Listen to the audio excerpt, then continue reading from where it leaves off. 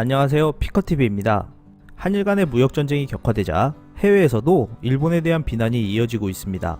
이러한 상황에 아베 총리는 엄청난 다음 계획을 준비하고 있다 하여 알아보았습니다. 6일 미국의 외교정책 전문지 FP에서 일본은 싸울 준비도 되지 않은 상태에서 전쟁을 시작했다라는 비판 보도를 하였습니다. FP는 삼성전자는 한국 국내 총생산의 15%를 차지한다. 세상 어떠한 정부도 국가 주요 사업이 위협에 직면하면 당하고만 있지는 않을 것이다 라고 언급하였습니다. 이어 FP는 일반적으로 이러한 수출 규제를 발표할 때 최소한 제재 근거나 배경 등을 명확히 하고 외교 관계자들과 언론에 대한 백브리핑도 수반되어 일관된 내용을 보여줘야 한다라고 했습니다.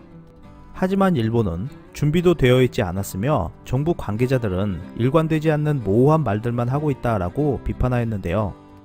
이러한 이유들 때문에 일본은 예상치 못한 한국의 반격에 시달리고 있다고 보도하였습니다.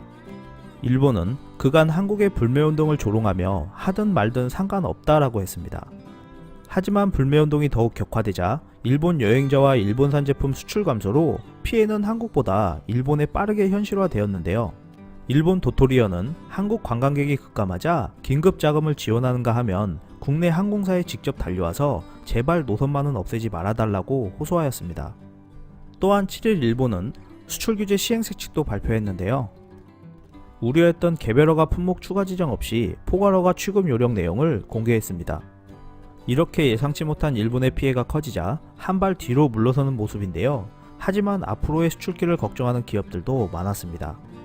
이러한 와중에서도 아베 총리는 한국에 메머드급 피해를 줄 수 있는 것을 준비하고 있었습니다.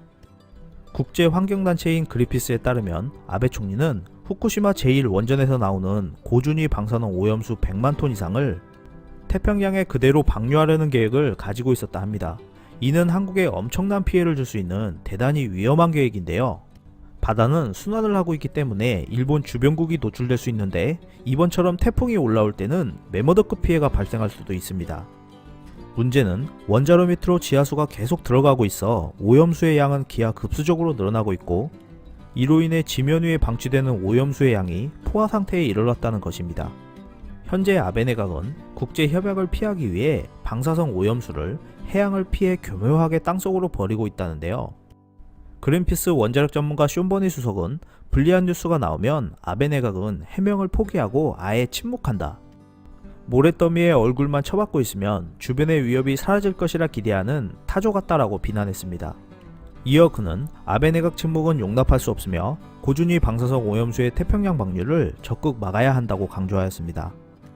이렇게 위험한 계획을 우려하는 목소리가 높아지고 있는 가운데 일본의 행보가 주목되고 있습니다.